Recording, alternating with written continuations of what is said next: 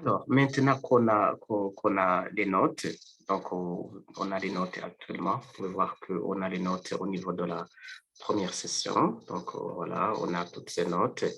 Si vous regardez, on a pu pouvoir les modifier si nécessaire. On a cette possibilité. Vous voyez que, voilà, vous pouvez voir toutes ces notes et vous pouvez les modifier. Alors, l'étape suivante, c'est la délibération. Cette délibération, ça tient compte, bien sûr, des paramètres de délibération qu'on a donnés à la machine dans le module de paramétrage. C'est ici qu'on a précisé les différentes conditions de délibération. Donc, voilà les paramètres de délibération. Par exemple, les mentions, on en a ici. Et les décisions par session. Voilà. Pourquoi ça affiche pas? Donc, ça devrait afficher une liste des... Donc, il y a une liste des décisions de délibération par session. Donc, je vais retourner pour voir ce qui se passe. Mais voilà, on a tout saisi ici. Il se trouve dans la base de données. Je peux déjà les voir.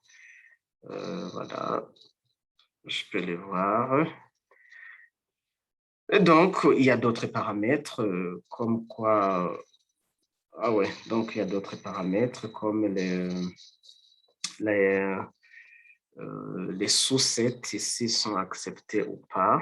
Donc, je peux voir les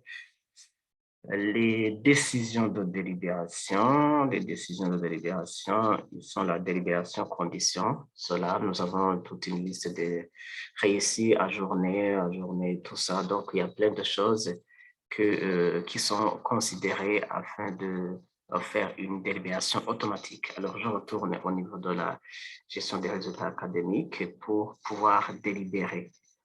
Voilà, donc là, vous pouvez voir directement que je n'ai pas de grille de délibération. Donc, je ne peux pas l'avoir parce qu'il n'y a pas eu de délibération.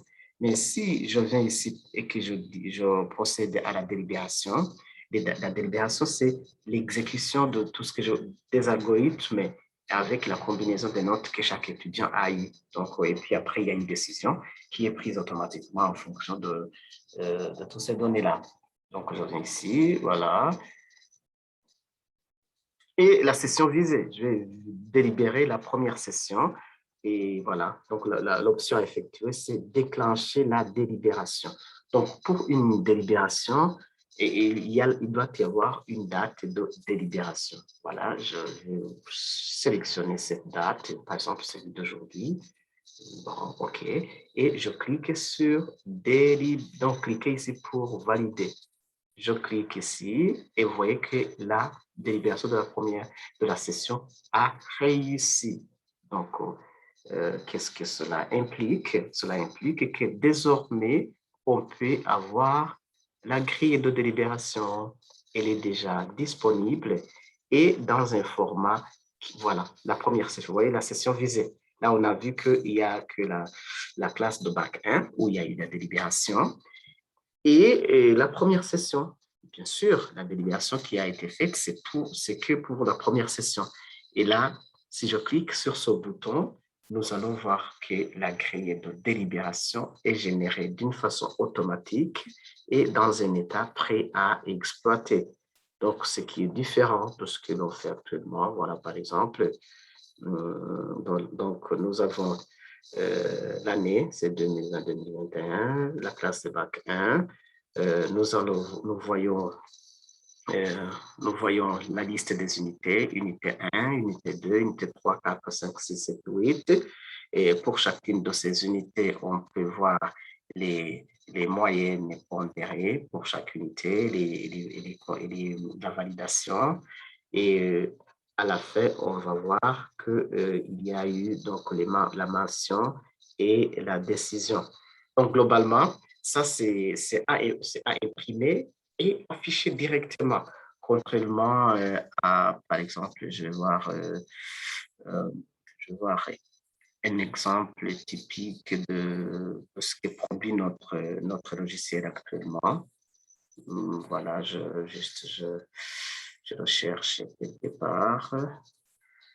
Je recherche quelque part. OK. Voilà, par exemple. Donc, là, ça, c'est ce qui produit notre logiciel. Donc, une affaire de 50 combien, donc 78 colonnes, donc 26 fois 3, donc j'ai compté, 26 fois 3, avec plein de choses à faire. Et pour cela, pour pouvoir exploiter vraiment ce fichier-là, il y a des conditions. Il faut maîtriser Excel. Alors que normalement, pourquoi est-ce que tout le monde normalement ne connaît pas ne doit pas connaître l'informatique? Chacun a son domaine de spécialisation ou bien son domaine son parcours tout court. Et voilà, donc tout ça, c'est stressant, bien que même pour mettre en place cela, là aussi c'est stressant, mais aussi les consommateurs, ceux qui vont exploiter ça, ils vont rencontrer des problèmes à gérer tout ça. Donc transformer, retoucher, donner un format qui est prêt à voilà, exploiter. Voilà, donc alors que pour ce que je propose, c'est juste une grille, vous cliquez sur un bouton et là, vous allez voir, tout est prêt. Alors, ça, c'est juste la délibération de la première session.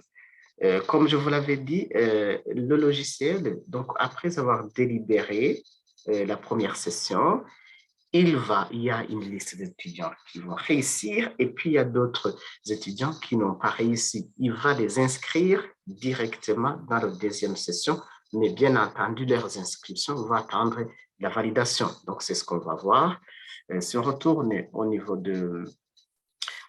Entre-temps, maintenant, ça, on vient de voir qu'on peut voir une grille de délibération et on peut aussi avoir le bulletin si on peut le générer, s'il n'y a que la première session, on peut voir le bulletin. Si je clique ici, je vais voir le bulletin de monsieur Bakanibona. Voilà, vous voyez que la délibération a eu le 11 janvier, voilà, son pourcentage, sa mention et tout ça. Donc, il n'y a pas de décidé non validé, puisque l'étudiant, lui, il a, il a validé.